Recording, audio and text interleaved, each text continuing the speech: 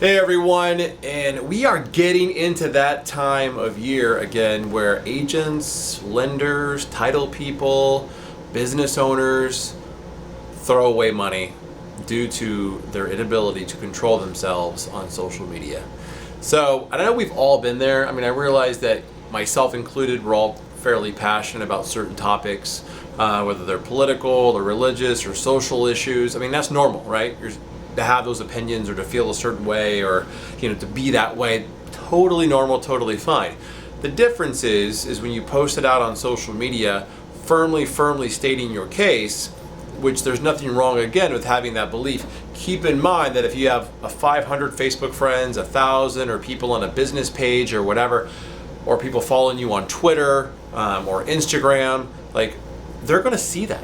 And it doesn't mean just because they're not commenting or liking or responding to what you're saying doesn't mean that they haven't formed an opinion about you, because they have. Sometimes the opinion is positive, other times it's not, it's negative. And it could even be you're posting something as a joke, or you didn't really mean it to come off that way, but it came off that way anyway, and that's how they interpreted it, and it might have cost you a client, it could have cost you a referral, because now they've made a kind of an inner decision to not work with you or use you for real estate, and that could be costly. Here's what I would recommend doing.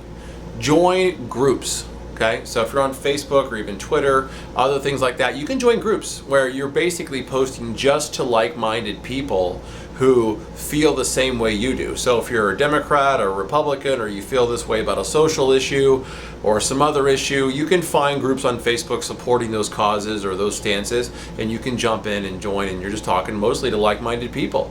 So that way, one, you could probably pick up some business that way if you find people locally, because if they like you and trust you and think that they agree with your stances, they might want to work with you. But if you're posting that on your regular feeds, it could be tough. I look at it as kind of like Rush Limbaugh and Howard Stern. They're completely different sides of the spectrum of social issues, or just kind of how they are.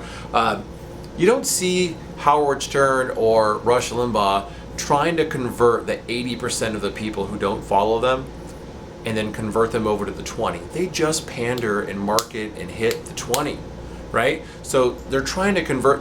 They don't need to convert these people over, right? So these people here help them be successful. So you're not going to convert someone on a social media platform over to your side. I've never won a Facebook argument, regardless of how smart I thought I was or what I was saying. It doesn't matter what you say, because no matter whom you're talking to, if someone's on the other side, they're not going to stop and say, you know what, you're right. What was I thinking all these years? I'm going to jump to yours. That doesn't happen. They at the end of the whole thing, you're just pissed off. They're pissed off. They think you're stupid. You think they're stupid, and nothing good comes of it. So, think of social media outlets, especially from a business standpoint, as it can affect your real estate business, as Switzerland. You're neutral, right? Post things about your family. Say things that are positive. Be positive.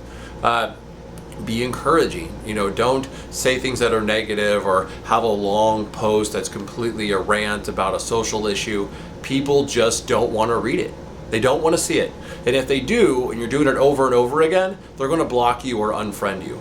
A lot of times what they do is they don't unfriend you, they just block you, meaning that you still think that you're friends, or that they're following you on some sort of social media platform, but really they've cut out anything that you post. So you can have a listing or something really positive you're posting about your real estate business, they're never going to see it ever again. So that could be costly. That's today's video.